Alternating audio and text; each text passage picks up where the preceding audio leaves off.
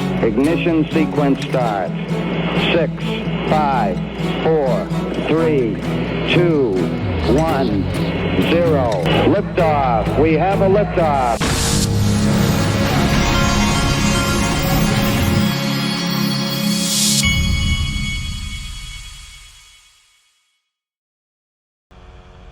Hey everybody, this is the Digital Asset Investor, and we're going through an awakening in this country, and I have a feeling it's either gonna end the evil way or the good way. I've got my money on the good way. I'm hoping that this ends with the good guys winning. But I want to remind you as we start.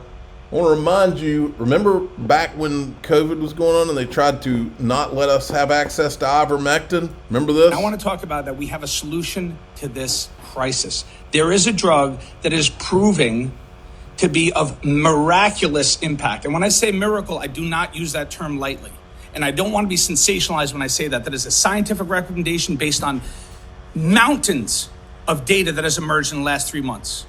When I am told, and I just had to hear this in the opening sentence, that we are touting things that are not FDA or NIH recommended, let me be clear.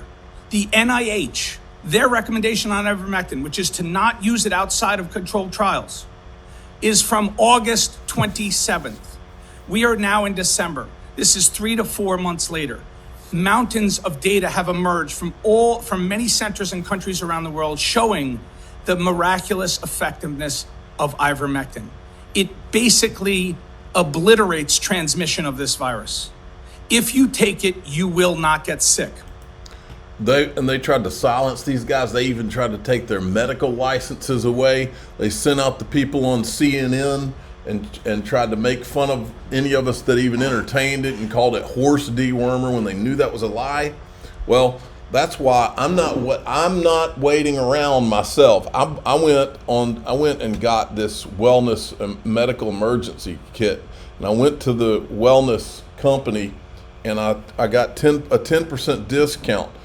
This medical emergency kit has ivermectin in it. I'm not going to sit around and wait and hope that the government lets me have access to ivermectin when some other virus is put out on this world. Not happening here. So I went ahead and got it. You can use code DAI. The link's in the top of the description of this video. Use code DAI and you can go. And it's not just that. They also have supplements and several different kind of medical kits. This one has all kinds of stuff in it. Go check it out. The 3M Raging Bull indicator just turned on in XRP for the first time since 2017. We've got a Raging Bull indicator. We also, look, has XRP super run started already? Are we entering an XRP super run? Those are both great thumbnails. Then this from the Black Swan Capitalists. And this is very close to historic lows, XRP dominance, right back to when the first big move occurred. So you can see it's the great unloved, apart from when it listed in the 30th of June 2014. So if you just take that those are our low levels, the blue line and the red line. That's the midpoint, believe it or not. This is a log scale chart. That's why it's weird. And you've been floundering at the low levels. Let me just take it off log for a while. So this is very, it's an early green shoot in a very disproportionate chart. But God forbid you get a spike that takes you to 31% again. Or even half that, 20% in terms of move. Even 11, 15%, you're going to be talking a lot bigger token. And they've done the groundwork, my best understanding, and I'm not the most up to date on this, but XRP have been working really ruthlessly. You've got the likes of Rick Rule, who's more a resources guy, talking now about XRP, working with the central bankers and things like this. This is a guy who's, gold, digging in the ground, uranium, this sort of guy. We had him on the show, and he confirmed that the Bank of International Settlements was taking a huge interest into XRP and alongside the World Gold Council as far as the blockchain. And, the World Gold Council and the Bank of International Settlements work very closely together alongside the I. Okay, now, folks, like I said, we are having we're in the middle of an awakening where we're being shown how we've been lied to in 1,000 different ways.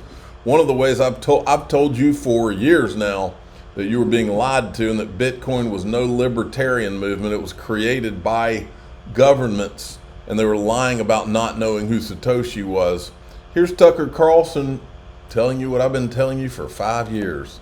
Crypto people aren't just in it to make a buck, they're in it to change the world forever. These are not shallow people. These are people who can answer every single question except who was Satoshi, which they don't answer. Someone should answer that. Didn't answer that one. I think we know. Anyway, in fact, I have a friend who's probably sitting here who told me he did know, but I don't believe him. And I don't care if it was the CIA. It doesn't matter. The idea is still a great idea. Obviously, it was the CIA. I think we all know that. It's like Signal. They got there first. It's a honey trap. A honey trap. You don't say.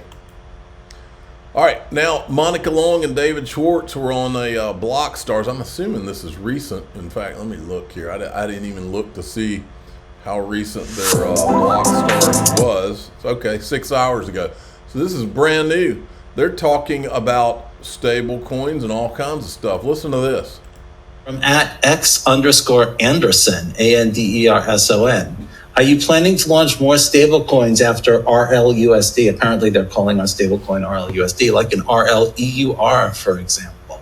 Recognize that there will be demand and use cases for other types of stablecoins in the future. I think what's developing in Europe with MiCA regulation is very interesting. Of course, the main piece of the MiCA regulation that all stablecoin issuers are paying attention to is, you need to be licensed in the issuer needs to be a European licensed entity, which, we're certainly watching that market. Yeah, it is very small compared to the USD market for some reason. So there's a question, is just whether all the effort is worth it given the market size. One more, Okay, there's a couple more clips I wanted you to hear. XRP, the bridge asset. So how would you say the stablecoin fits in with the cross-border payments vision and the digital asset vision? Yeah, so for our payments customers, we've supported various tokens in the payment flow. Of course, XRP as a bridge asset, and that position for XRP doesn't change in our view, especially as more and more types of assets get tokenized on blockchains, and there's a need for efficient liquidity between what will increasingly become a longer and longer tail of different types of assets. Even amongst the currencies, there'll be different issuers of different currencies. And the more that transactions happen, especially right on Ledger with the decentralized exchange, there'll be more and more demand for XRP as a bridge asset. That will continue. But for stablecoins, there's... Point of note, you can't build anything on Bitcoin. So as all of these new things are created, it creates more liquidity for XRP. But new things can't be built on the Bitcoin blockchain. And so they have to have independent third parties build things and pair them with Bitcoin.